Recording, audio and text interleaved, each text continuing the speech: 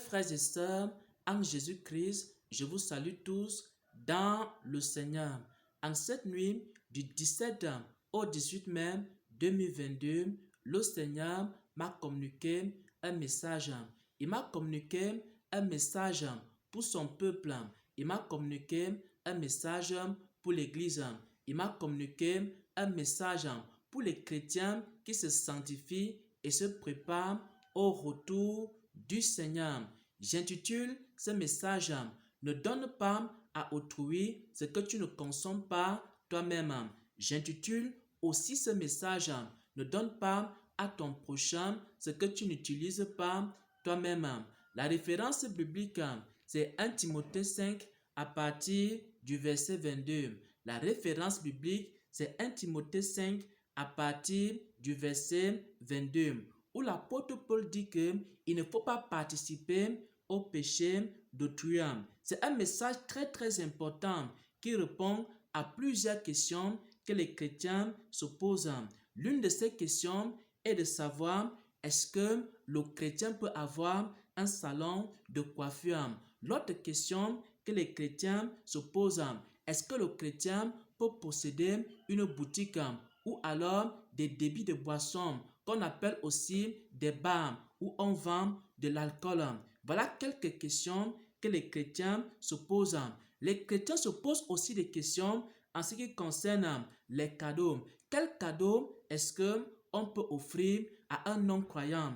On va voir tout cela dans cette révélation, dans ce songe que le Seigneur m'a accordé la grâce de recevoir et aussi à partir des instructions qu'il m'a données lorsque j'étais en train de méditer sur ce songe. Il m'a donné un ensemble d'instructions, il m'a donné un ensemble de paroles à communiquer à son peuple. Et maintenant, sans plus tarder, voici le songe. Le Seigneur m'a montré dans un songe comment j'étais en un lieu et il y avait 3 non-croyants qui étaient en train de se moquer des chrétiens. Il y avait 3 non-croyants qui avaient pour habitude de se moquer des chrétiens. Ils m'ont aperçu, ils m'ont appelé pour me tendre un piège. Ils me tendaient un piège. Et l'un d'eux m'a demandé de lui acheter une cigarette. Je lui ai demandé s'il avait de l'argent pour que je lui achète la cigarette. Il m'a dit qu'il n'avait pas de l'argent et que j'achète la cigarette avec l'argent que j'avais sur moi. Et maintenant, je suis parti lui acheter la cigarette. Pendant que j'allais, le Saint-Esprit va me rappeler que je ne peux pas donner à autrui ce que je ne consomme pas moi-même. Comme je ne consomme pas la cigarette, comme je ne fume pas la cigarette, je ne peux pas donner la cigarette à un non-croyant qui est dans le besoin. Donc, je partais ainsi lui acheter la cigarette. Et c'est le Saint-Esprit qui va m'arrêter. Dans le songe, le Saint-Esprit qui habitait en moi va me dire que, il va me rappeler que je ne peux pas donner à quelqu'un ce que je ne consomme pas moi-même. C'est pourquoi, dans ce songe-là, je vais retourner maintenant vers ce non-croyant qui m'avait envoyé pour acheter la cigarette et je vais commencer à lui communiquer la parole de Dieu. Je vais commencer à lui dire que je ne peux pas lui acheter la cigarette simplement parce que cela est interdit dans la parole de Dieu et moi-même, je ne consomme pas la cigarette et moi-même, je ne fume pas la cigarette. Parce que je ne fume pas la cigarette, je ne peux pas lui donner la cigarette. Parce que je ne fume pas la cigarette, je ne peux pas lui acheter la cigarette. C'est pourquoi un chrétien, par exemple, qui ne boit pas, il ne peut pas acheter la boisson à un non-croyant. Un chrétien qui ne boit pas l'alcool, il ne peut pas aller acheter l'alcool ou le vin à un non-croyant. Ou alors, un chrétien ne peut pas avoir un salon de coiffure dans lequel on fait des fausses coiffures. Ça veut dire quoi?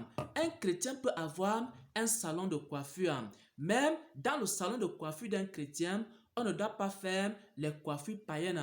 On ne doit pas faire les coiffures mondaines. On ne doit pas faire les faux cheveux. On ne doit pas faire les greffes. On ne doit pas faire les mauvaises coiffures et les coiffures du monde. Dans le salon de coiffure, d'un chrétien. Un chrétien peut avoir une boutique à condition que dans sa boutique, on ne vende pas, par exemple, la cigarette.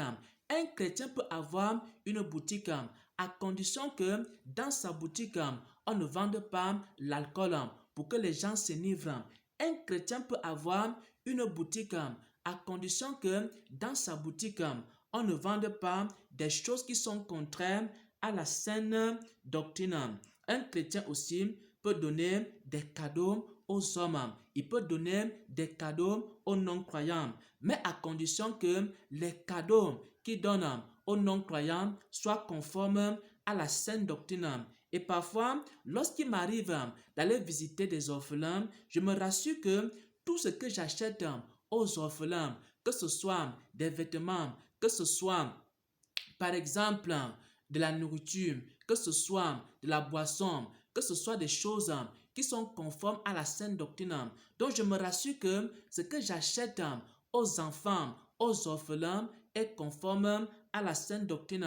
Je me rassure que si j'achète des habits aux enfants, ces habits-là sont conformes à la saine doctrine. Que ce ne soit pas des habits avec des dessins animés, que ce ne soit pas des habits avec des mauvaises images que je vais prendre et donner aux orphelins. Même lorsque vous faites des cadeaux dans le monde, même lorsque vous donnez des tissus dans le monde, par exemple, tu es un chrétien et tu ne fêtes pas Noël, et maintenant, il y a un tissu de la fête de Noël, tu dois offrir ce tissu-là à un membre de ta famille.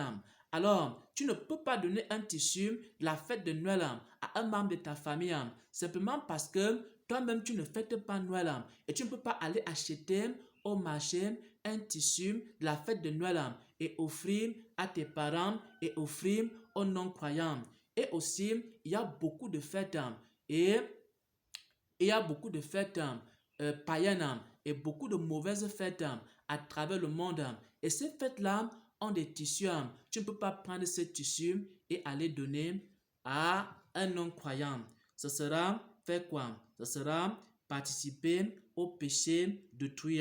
Ce sera donner à autrui ce que tu ne consommes pas toi-même. Le Seigneur m'a montré ça dans un songe à partir de la cigarette.